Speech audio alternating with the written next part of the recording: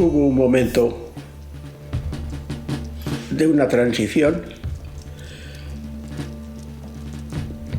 en que con una galletita el gobierno catalán lo vendía como un gran éxito y fueron soltando poquito a poquito cosas, pero todas ellas incompletas.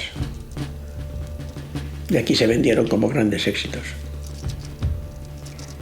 Hemos llegado a esta situación por no haberla planteado antes.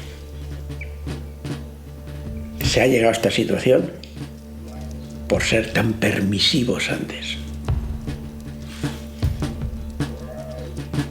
Esta situación es el final de una permisividad en que el gobierno central sabe que Cataluña